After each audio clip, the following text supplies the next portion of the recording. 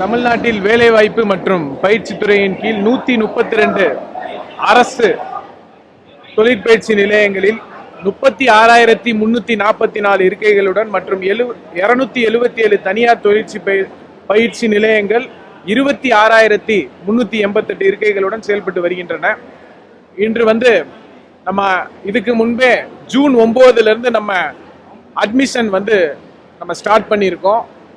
அதுலேருந்து இப்போ அந்த அட்மிஷன் ஸ்டார்ட் ஆகி அந்த வகுப்பு ஸ்டார்ட் ஆகிற இன்னைக்கு நம்ம துவக்கி வச்சிருக்கோம். சென்னையிலேருந்து இன்னைக்கு தமிழ்நாடு முழுவதும் இப்போ நம்ம ஆரம்பிச்சு வச்சிருக்கோம். இன்னையிலேருந்து கிளாஸஸ் ஸ்டார்ட் ஆகுதுங்க. ஐடி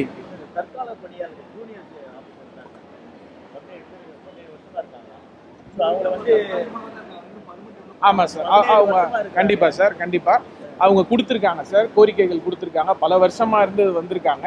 இப்போ கொடுத்துருக்காங்க, அதை நான் என்னன்னு பரிசீலனை பண்ண சொல்லி அவங்களுக்கு என்னவோ நல்லது பண்ண சொல்லி.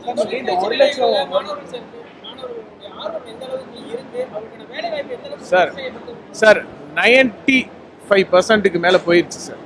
இன்னொன்று அவங்களுடைய ஆர்வங்கள் ரொம்ப அதிகமாக இருக்குது சார். இதில் நீங்கள் ஐடிஐன்னு எடுத்துக்கிட்டோம்னா நிறைய டெக்னீஷியன்ஸ் வருவாங்க சார், ஏசி மெக்கானிக்ஸு, தென் அதுக்கப்புறம் இல்லாமல் அவங்களுக்கு உண்டான சேஃப்டி மெஷர்ஸ் என்னென்ன தேவையோ அது நிறையா உங்களுக்கு என்னென்ன முக்கியமான இது தேவையோ எல்லாமே இருக்காங்க சார் இதில்.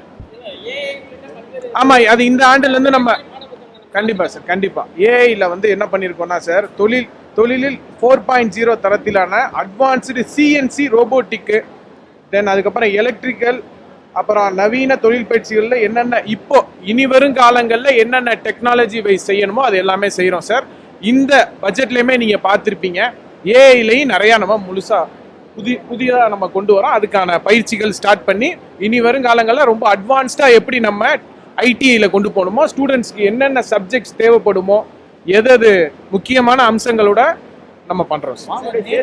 முதலமைச்சர் தலைமையிலான அந்த தொழிலாளர் ஒருங்கிணைப்பு ஒப்பந்தத்தில் ஏற்கனவே 75% திமுக ஆட்சியில் தொடங்கப்பட்ட திட்டங்களுக்கு தான் நீங்கள் ஸ்டிக்கர் விட்டுருக்கீங்க அப்படின்ட்டு முன்னாள் அமைச்சர்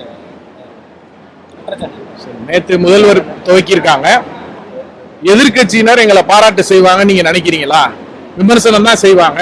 மக்களுக்கு தெரியும் நம்மளுடைய அரசு, தமிழ்நாட்டு அரசு மக்களுக்கான அரசுன்னு மக்களுக்கு தெரியும் சார். நம்ம ஒரே எண்ணத்தோடு மக்களுக்கு என்ன நல்லது செய்யணுமோ அதுக்காக பண்றோம் சார். சார் ஒண்ணு இல்ல ஒன்னே ஒண்ணு, இன்னைக்கு நம்ம வந்திருக்கிறது ஐடி ரிலேட்டடா நம்மளுடைய கிளாஸஸ் ஸ்டார்ட் பண்ணி வைக்கிறதுக்காக வந்திருக்கோம். நீங்க எதிர்கட்சிகளுக்கான கேள்விகளை நம்ம இன்னொரு பிரஸ் மீட்ல அவசியம் பண்ணுவோம் சார். இது மாணவர்களுக்கான ஒண்ணு, மாணவர்கள், டீச்சர்ஸ், தென் அவங்களுடைய பேரண்ட்ஸ்லாம் இருக்காங்க, அதுக்கான ஒண்ணு.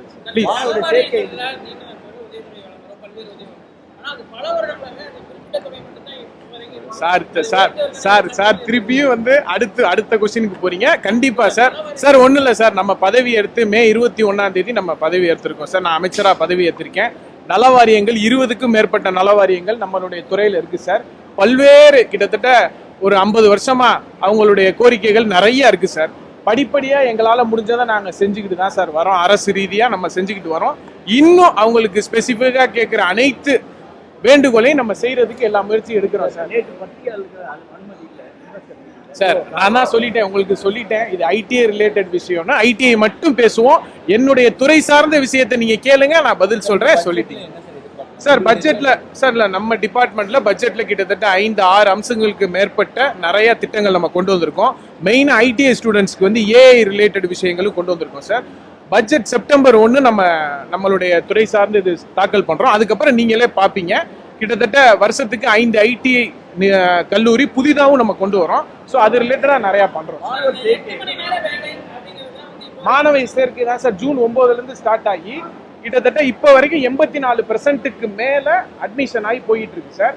இப்போ நம்ம இன்னும் இந்த மந்த் ஆகஸ்ட் 31 இருந்து 31 வரைக்குமே அட்மிஷன்ஸ் போய்கிட்டு இருக்கு சார். இப்போ நம்ம ஸ்டார்ட் பண்ணி வச்சுட்டோம், அதுக்கான வேலைகள் நடந்து